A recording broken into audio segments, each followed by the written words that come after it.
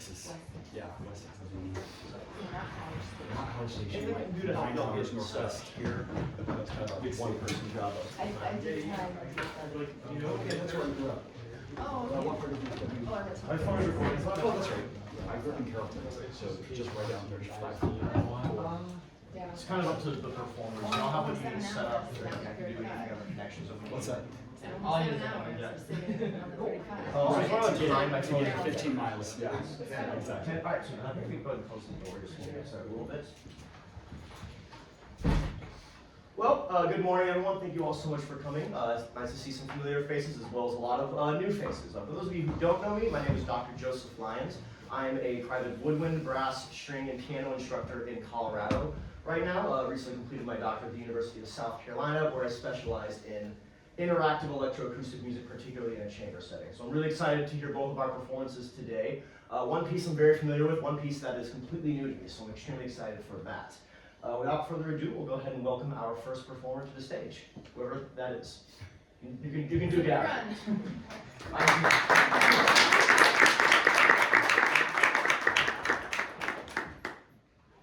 Now for the awkward, typical, let me figure out how to set this up. And while you're doing that, could you tell us a little bit about yourself and what you're playing? Of course. My name is Tristan McMichael. I am at the University of Nevada, Reno as a graduate student and graduate assistant. I study with Dr. Aaron Hill there and get to do some extra lessons with Dr. Jessica Dodge Overstreet, which is awesome.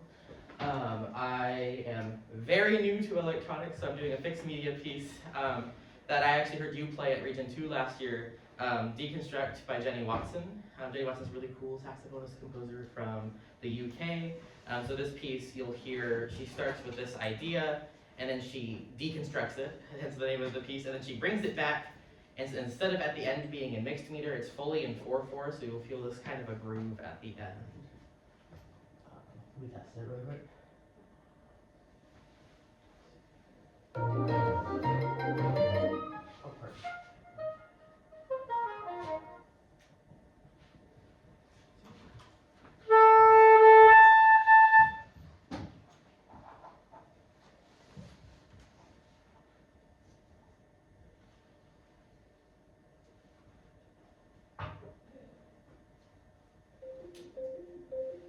Reverse engineering, also called back engineering or engineering analysis, is the process of extracting knowledge or design information from anything man-made. Engineering analysis is decompositional.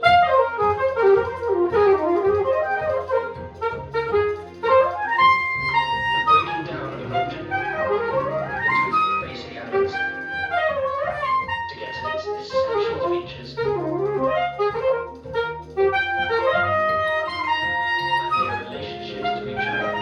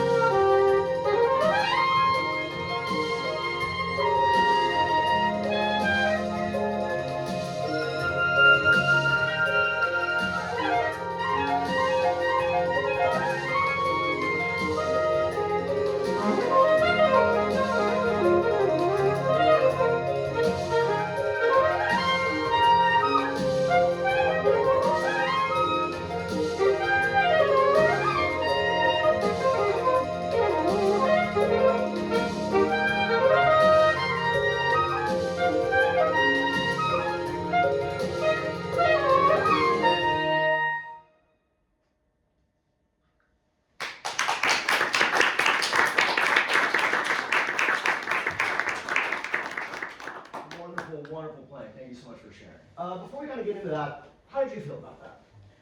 I felt pretty good. That's the first time I didn't get completely lost in the electronics in the middle part. So I was like, major victory there. That's, I mean, Yeah. unironically, a very good metric in this piece. The middle section of this one, there is rhythm to it, but it's much harder to hear during that middle section, so being able to find that is a big thing.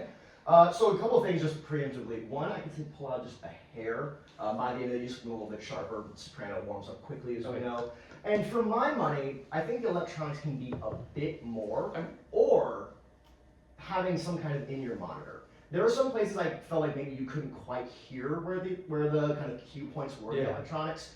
Sometimes we can play where the speakers are right behind us and it's easy. Sometimes we can play with a front-facing monitor or an in-ear. The in-ears tend to be better if you're using amplification, but making sure that you can hear the track clearly. Okay. I think that's probably one of the biggest things that will help just getting the clarity of all this stuff. Just so you all can see what the score for this looks like a little bit.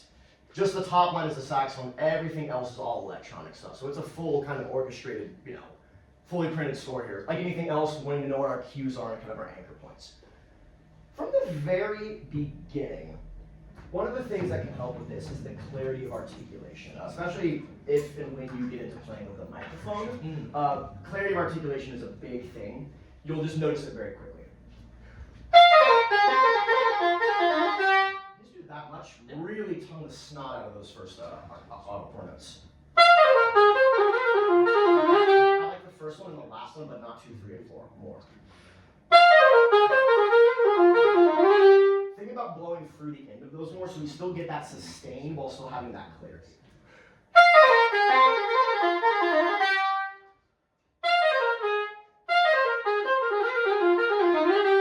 Go a little slower.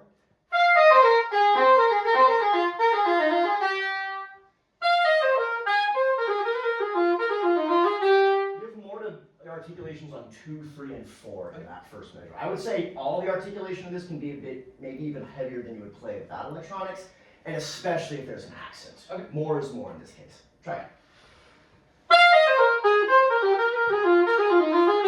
It's the second one. Twice as much. Now play the whole lick that way. That's much better already. I don't know about the side B right there. You could or not. I mean, there's pros and cons to it. Try it with a long tube D. Really blow through it a lot more. To me, that was a bit more matched. It was also a bit more bumpy, so you can make that decision as you're going forward with that. Couple other things. I had a few notes in here for this. When we get to the 3/8 in measure 53, now, obviously there's interpretation with this. I hear this as being much more legato in terms of the connection, but we don't want to lose any of the clarity of articulation. Can you start there, a little under tempo, and really focus on that clarity of articulation?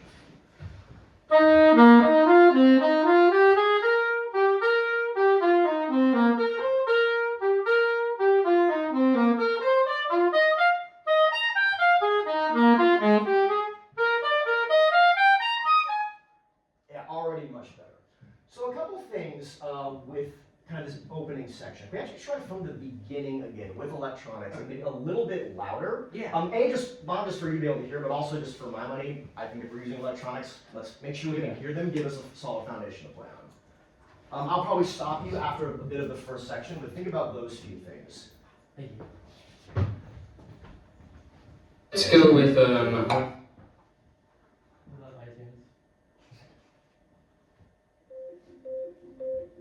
Reverse engineering, also called back engineering or engineering analysis, is the process of extracting knowledge or design information from anything man-made.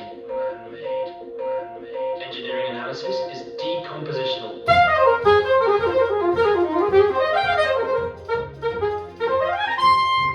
breaking down of an object into its basic elements to get to its essential features. Already better from the very beginning. What I would say, or actually I'll ask this, how much of your practice time on this is with a metronome on the 8th note very slow? Very little. I have like a program that, yeah. Yeah, well, program that also works well Yeah, for yeah, this, but really getting the metronome work with this is important because obviously a lot of mixed meter. Yeah. It's not always easy to hear the meter in the track, which makes the music interesting, but as far as putting it together can provide a bit of a challenge. Yeah.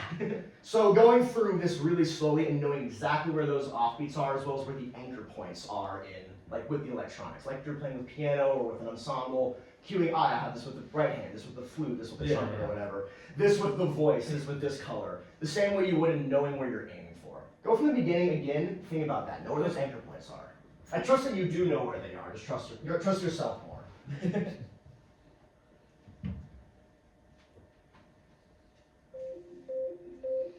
Reverse engineering, also called back engineering or engineering analysis, is the process of extracting knowledge or design information from anything man-made. Engineering analysis is decompositional. The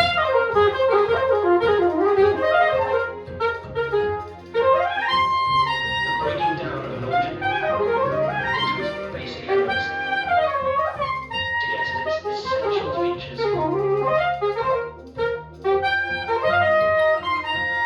their relationships to each other.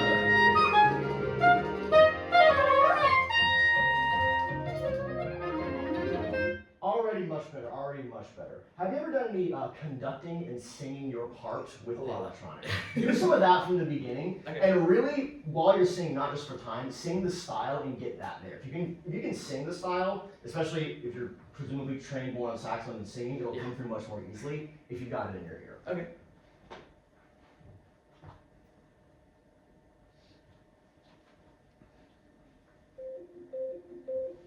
Reverse engineering, also called back engineering or engineering analysis, is the process of extracting knowledge or design information from anything man-made. Engineering analysis is decompositional.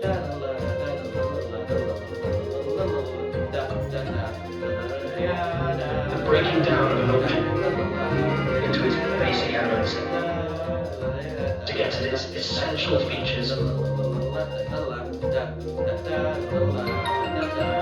their relationships to each other.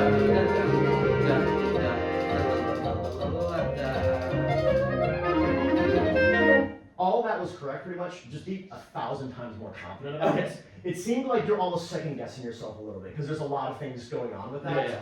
Knowing where those anchor points are is important. A lot of times they're on downbeats, but even like in measure 14, big beat 4, I suppose it would be, if this is kind of, if you think of it as a 4/8 measure. Yeah. Da, da, da. Not only is that kind of a clear articulation on a beat, there's also a vocal cue right there. So it's another anchor point you can try to find. A tricky one is a couple bars later than that. It looks like it's measure 16, that tie into da-dee, da-da-da-da-da. That's another one, just know where that accent is, going through that slowly and finding that integrity with that. Of course, the track being at one tempo means that when you're doing it in context, it's not like you can rehearse it down tempo with a pianist. That's one of the challenges of this, but already that's sounding a lot better. Do you have any questions for me before we kind of move on to some other things in this? Not so far. Okay, when you get into the middle section, one of the things I was commenting, just a bit sharp, pulling out is a big thing with that. For me, I would say all of the vibrato can be smoother and think about longer, especially because we do have that one spot where she tells us to go no vibrato at 109. Generally, whenever I see that, I think, okay, before then I need to make sure I'm using maybe a bit more so that's super obvious. I would also add the low C key to that F. Okay. Just to help keep the pitch down as you diminuendo and you can't vibrate on it. Can you just play on your own 108, right after that breath one? But better than I just sang it.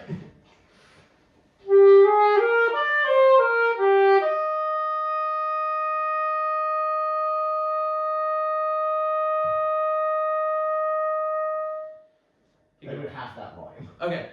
But that exact same color, I love that.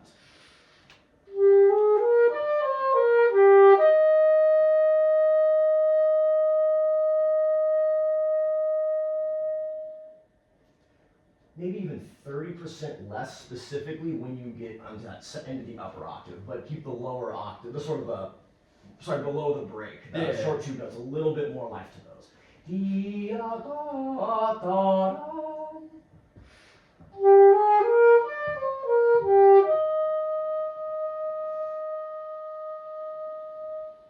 through the 3 and 4. Da, da. Now from the A running measure. Already better. Yeah, to me that kind of direction works better. It makes that sort of straight tone note make more sense. A lot of things I think about whenever there's something that's different, of why is it there? Why did the composer make a point to say no vibrato there? And finding out where that leads to. I can't interpret it for you, but those are some different options for you. Couple things at the very end. A lot of similar comments at the beginning. When it goes into 4/4, in some ways gets a little bit harder. Yeah. The thing about mixed meter, especially if you're able to see it and it's notated clearly, which in this case it is, you know where all the beats are. You can kind of just follow the pattern. When it's in 4/4, it can sometimes even feel a bit more nebulous. Even think about like what do pickups that belong to the next beat, knowing where those anchor points are, what's important with the track, all that stuff.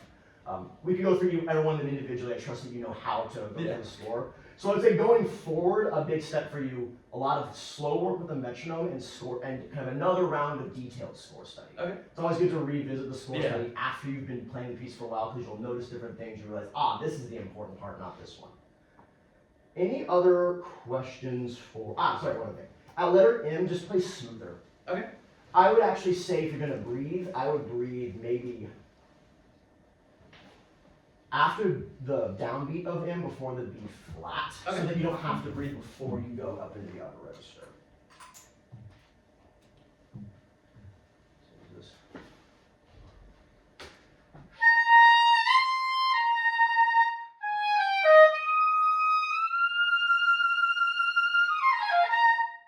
That way you can breathe at places that make a bit more sense and not disconnect the phrase. Okay. You try that, maybe a bar before M with that breath.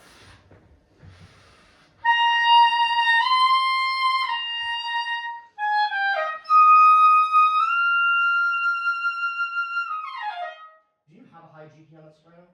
On my soprano, I do. I had a soprano catastrophe a week ago, Oh, so I want to borrow one. Yeah. Okay, then I won't open up that can of worms. That would be a place to not use front unless you don't have one, in which case that is the correct choice. Any last questions for me on this? She mentions a few spots about potential reverb, and I wasn't sure how to approach that. Yes, of course. So the way basically the outer sections of this are written just in the score for those of you who don't know the piece. Optional light delay turn kind of the A and A prime section. In the middle is an optional reverb. For the way I like to go about that is I use a program called VCV Rack, which can get some basic effects on reverb and delay. I tend to do a little bit more than less, because if you're going to go through the trouble of getting all the equipment and incorporating into the sound, I like to have a bit more of that. Yeah. So I like to keep it a bit more present in the sound without being super bright. And then during the reverb section, I actually turn the saxophone volume down a bit because it rings for longer. Okay. Does that kind of answer your question? Yeah, I have VCV. I just need to learn how to use it. Of course. Well, all of us are still learning. Well, again, if you have stopped learning how to use it, you stop trying to get better at using it. So, just like when you don't need to practice something anymore, it's like, well, maybe. Okay, let's see here if there's anything else in the last little bit. So I want to start actually from the beginning again. We won't have time to run the whole piece, but I want to give you a chance to get all of this stuff kind of in context. Okay. Unless you have any more questions or things you wanted to go over. No, this has been great, yeah. All right, of course. Well then, from the top, unfortunately we'll have to cut you off at some point so our actual performance can go. Perfect. Reverse engineering, also called back engineering or engineering analysis, is the process of extracting knowledge or design information from anything man-made. Engineering analysis is decompositional. The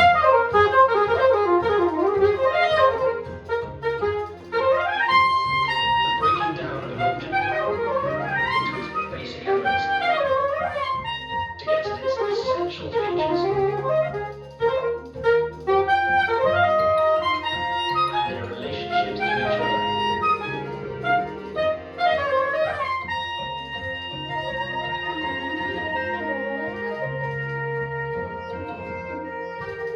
Reverse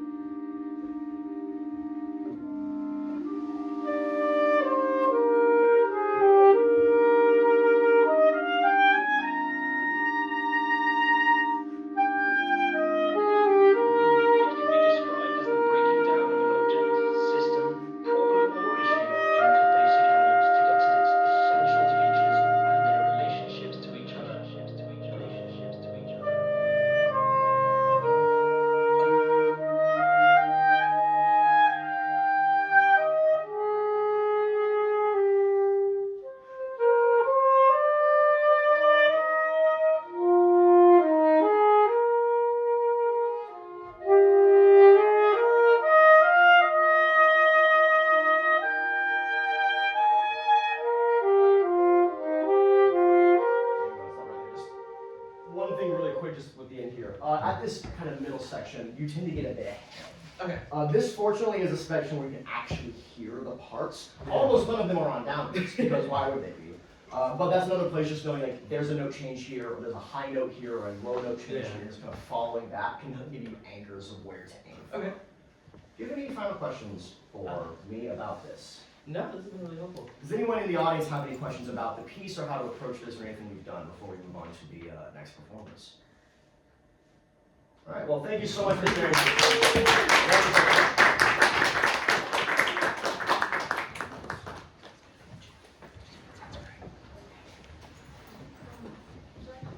Yes, please. Yes.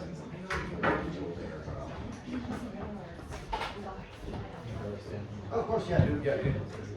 Seriously, what you need to do. Well, I mean, not always.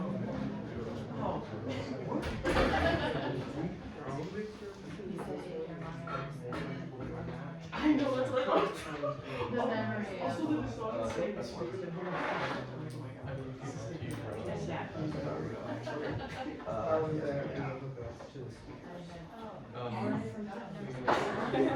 The many canals and channels of that river sound. yeah, I am not doing it, this is electronics.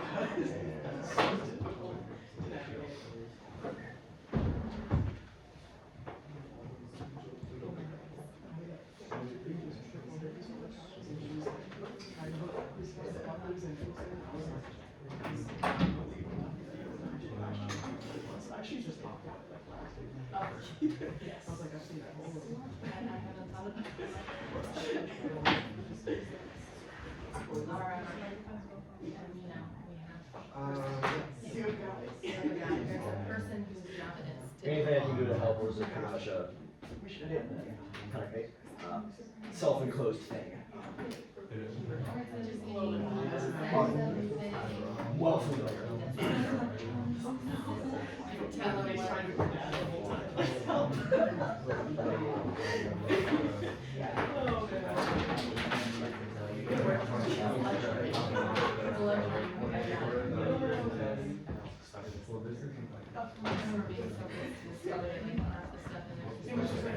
Yeah. for show. Yeah.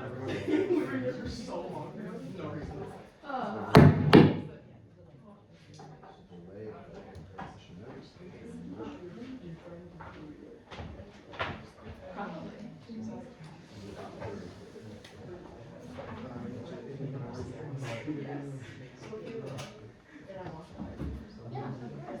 Why didn't you do that after you did things?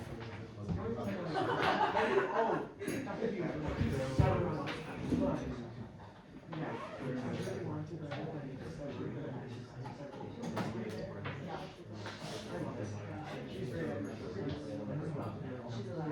yeah, she seems like I've seen videos. Yeah, I mean, I've started to see her play. Yeah.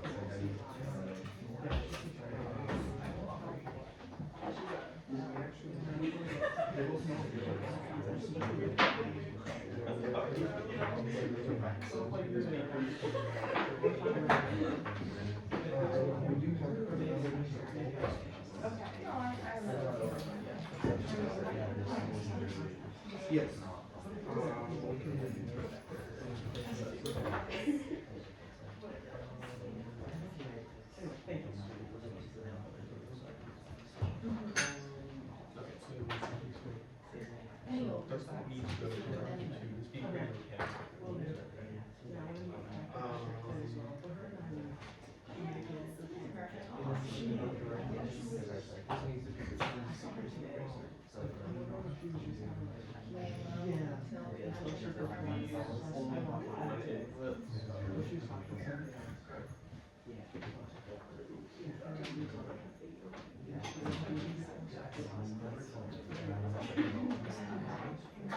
No, you're not. This is a very good part of this, so it's actually not inappropriate.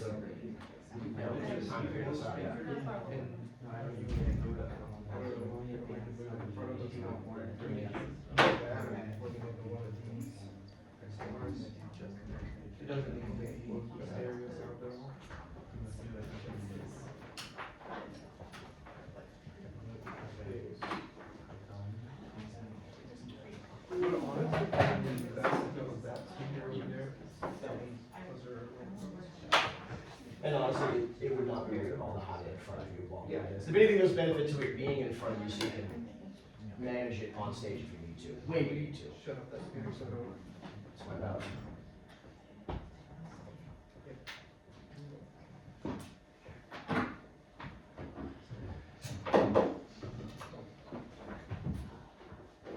If you're looking for a good non-saxophone related icebreaker, ask someone their favorite deep sea monstrosity. The more you know.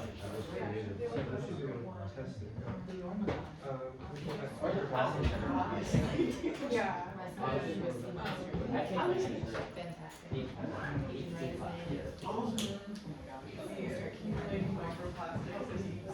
Very much the exact subject of the Masterclass.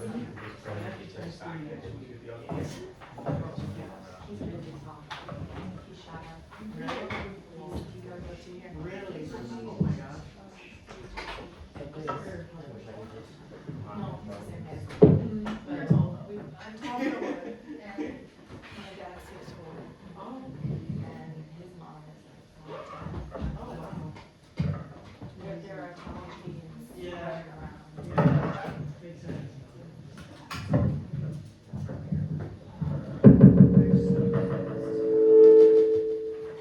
Have sound. Yeah.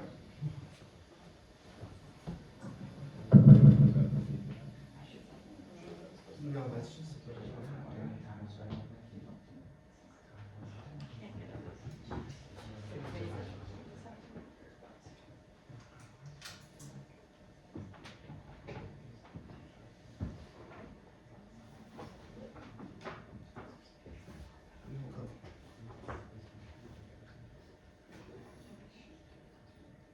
Out there? I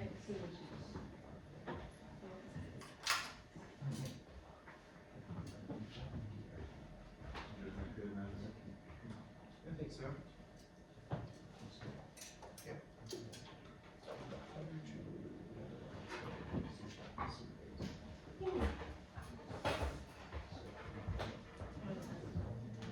Yes.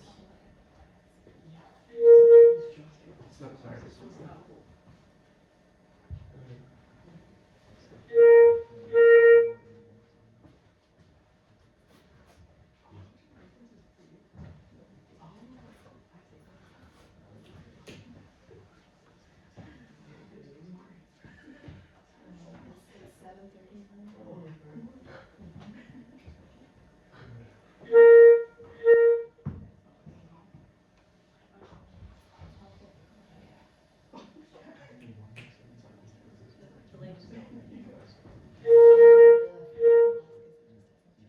Just kind of a little bit here. Feeling like it was.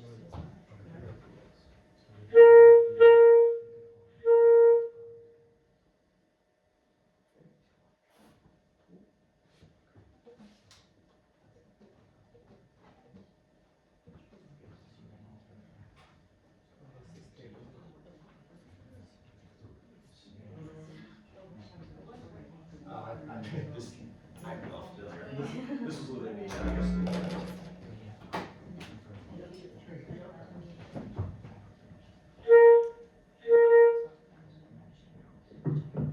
Yeah, I don't know what's going on.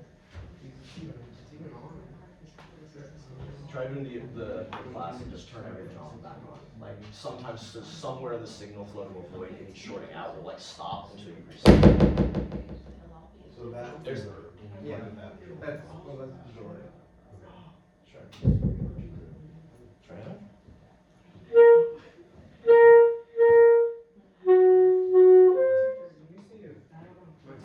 Let me see if my house. Still working before.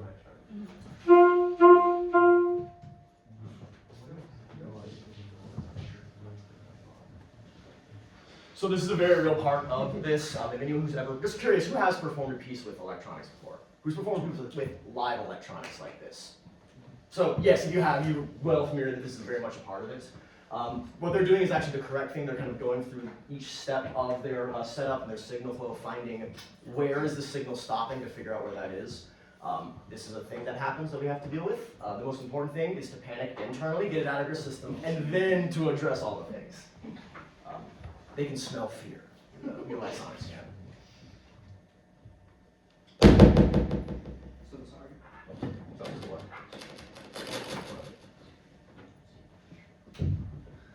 Right now. Mic's on, but it's not really. My mic is not on. Because I shut it off.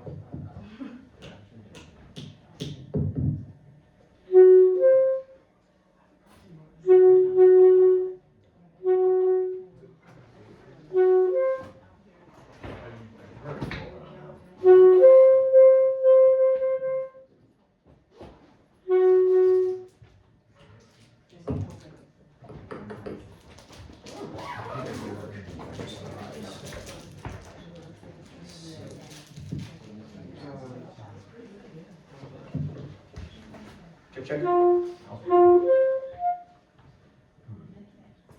So that one's not working at all now. Yeah, the mic is working. It's really, it's really not sensitive. Yeah. It has to do it. Yeah. Be like right on it. Well, I don't have it turned up just as far right now. I'm just trying to get the delay. Keep the gain a little higher, just so we can actually hear the delay better. Try it now. Just like keep playing into the mic. When it clicks.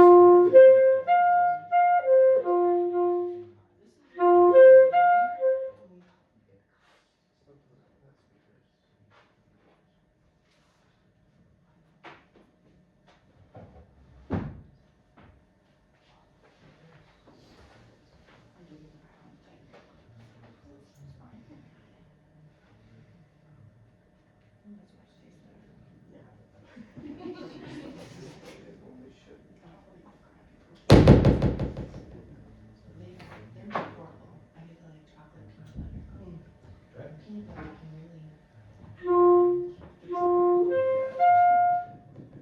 The sugar-free chocolate. So this one's coming out of that.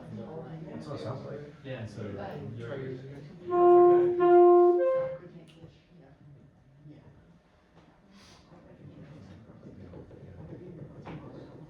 Yeah, some gain now. This one.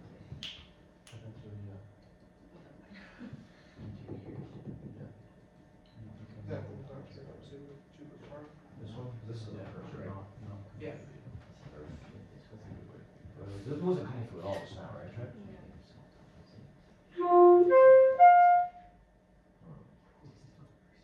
Fair enough. Oh, that's not working. Yeah, the pans Just keep play continuously into the mic while we mess with this. We have reverb now, so that's a start. Alright.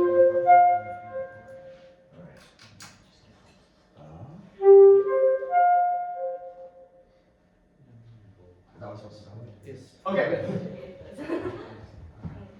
Well, Let's. a version of it.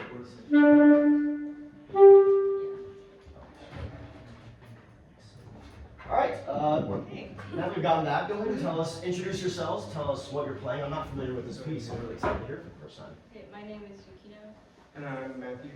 and this piece is called Sax Sounds, parentheses, Diminishing Returns by Stephen Galante. The premise of this piece is basically this reverb is set to make every quarter note sound like an eighth note. And it kind of, the title Diminishing Return kind of has that name where everything is returning,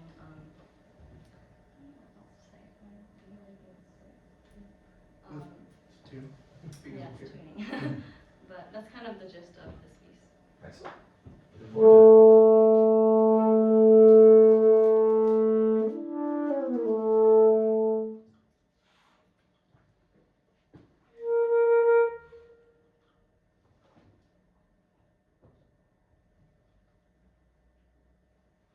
Give it a shot. I turn around and turn things down so we don't echo or anything.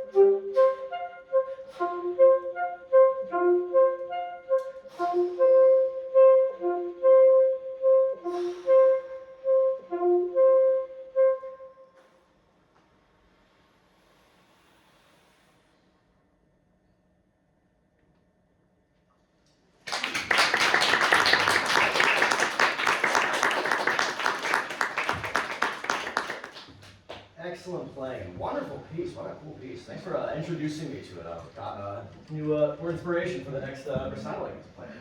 So, general comments. So, one thing that's really, really that I like about this kind of ensemble is you have a really good ensemble duo sound. You're able to blend very well when it's appropriate, as well as get very different sounds when it's appropriate.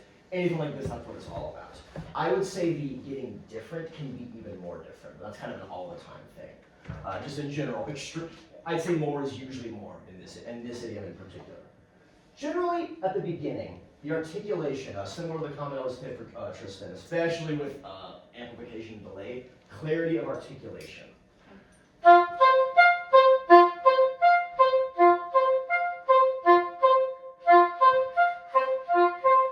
If you don't really give that clean tongue, it won't necessarily, the effect of the delay won't be as obvious. You just try that from the beginning and really, don't be afraid to overtone those notes. If it's too much, you'll hear it, but it also might not be too much once you do it a little bit. Okay.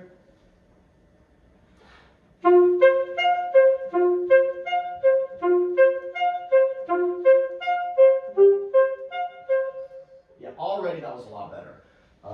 The other thing there after that, all of the note sounds, all the non-regular saxophone sounds can be much, much more. That's kind of the interesting thing about this piece that sets it apart from others. And particularly all of these, anytime there's a short sondo with that, can be a lot more. One thing with that can also help is if you have more fingers covering the twos, you can get a bigger sound versus. So try that. You should just each try that. Well, also remind me of your names. I'm terrible. Yukino? Matthew. Yukino and Matthew. Okay. Yukino, go first. Just do one of your in measure 16. Yeah.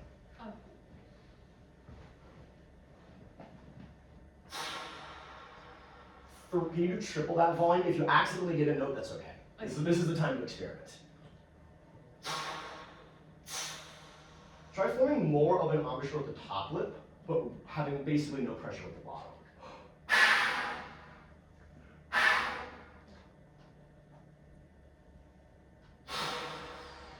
Already that was more. I would say, for my taste, even a little bit more aggressive than that.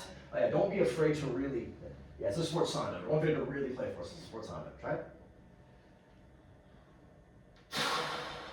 That's the best one yet. I would say all of them can be at least that much. Where's one of the other ones? One of my favorites. Yes, down here at the bottom of that first page. The if that happens, it's okay. More aggressive, more aggressive. Don't be afraid to get the wrong sound. Well, the microphone, you're gonna make all sorts of wrong sounds. That's what's fun about it. Matthew, get a shot?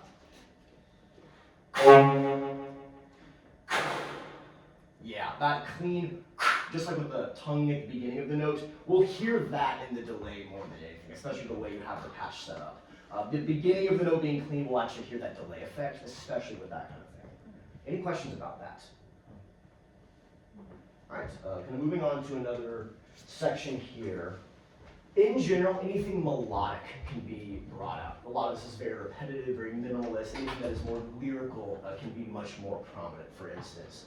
The second part, even on the first and second pages, mezzo forte, mezzo forte means melodic forte, not necessarily moderately forte in this setting. In general, I would say to do a bit more. Can you try together at the top of the second page? It's a good place as any to start.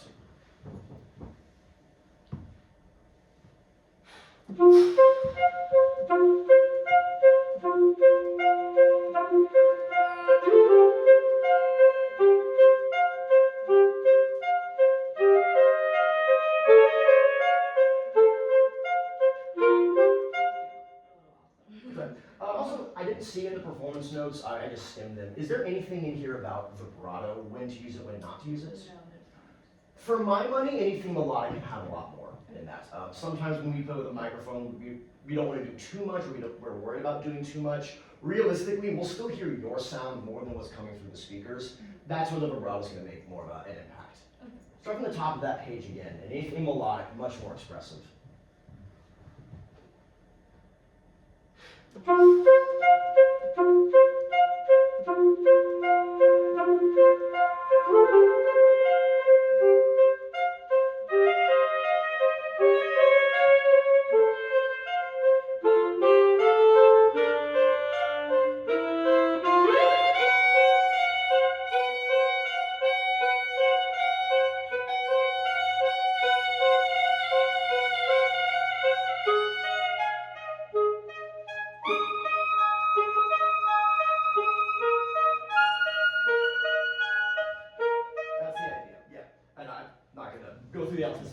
Even up there is another spot we don't always want. Sometimes we think about we don't want to vibrate too much up there. It says fortissimo. I'm going to go on a limb and say that Stephen Galante knew exactly what he was doing when he wrote that, and to really go after it. You'll hear it if it's too much. Especially if you're recording yourself, your sensibilities won't let you do it too badly. Be really courageous about going for that. Because you can hit the notes. I heard you hit the notes. Even more aggressive, and even more, not aggressive, more assertive with the expression. Any questions so far about that? All right, moving ahead a little bit. On the next page, page 3, start in the third line. Anytime you have eighth notes, bring those out again, that clean articulation. I'd rather you tone too much than too little right now. Okay.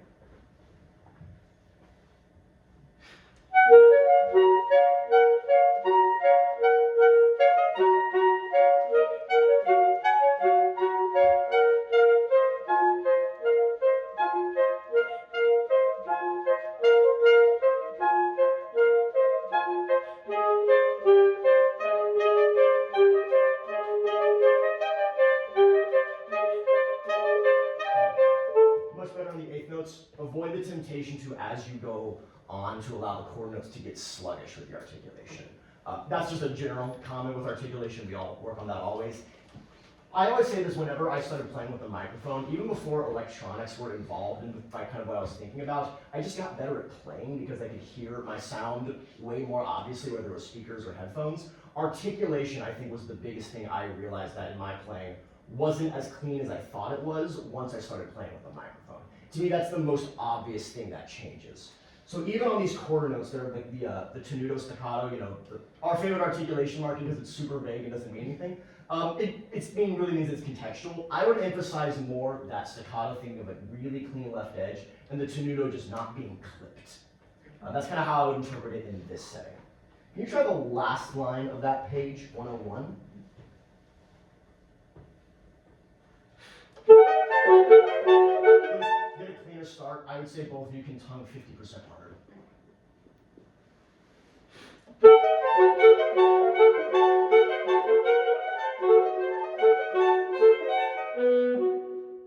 And then when you get there, go ahead and keep going at 105. Even with these tenuto quarter notes, still a clean left edge.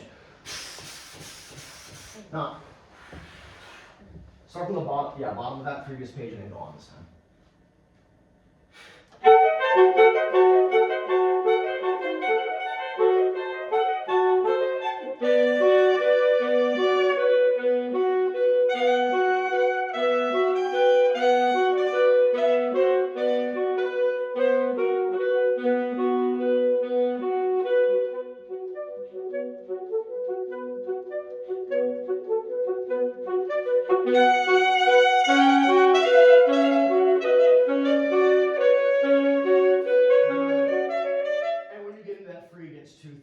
That's a place to kind of be a little bit more independent and not get stuck on each other's rhythms.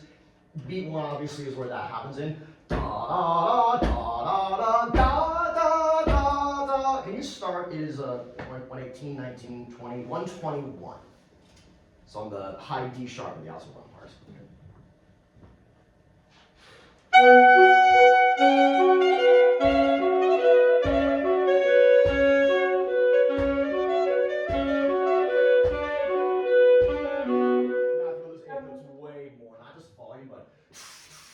You're getting completely buried, and I don't want anything any softer. Try again. Okay.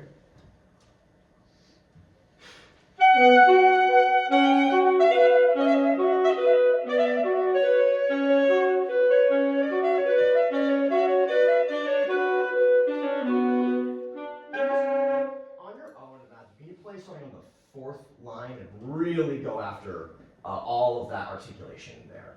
Fourth line. Okay.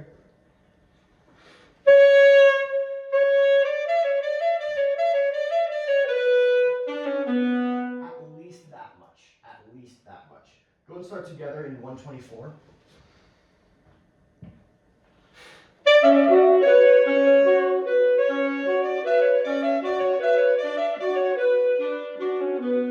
Repeat, ladies, you hear that? Yeah. Try it again. We'll probably the last thing we have time for.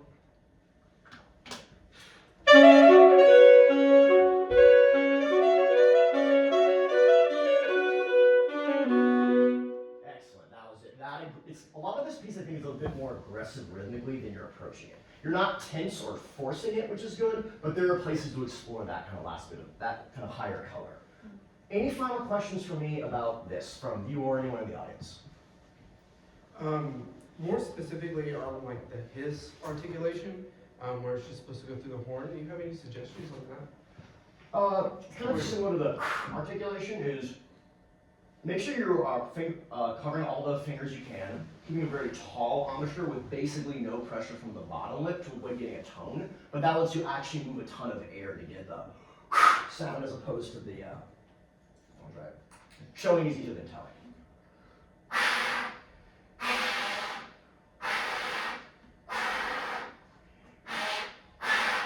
Yeah, the taller the vowel, the more resonant the sound is. Unfortunately, we're out of time. Thank you so much for sharing your wonderful video.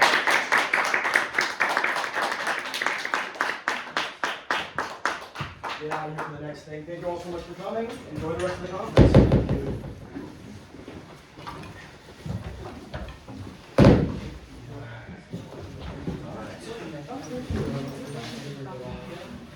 Here and there, yeah. Barely with cool. How you want to keep everything?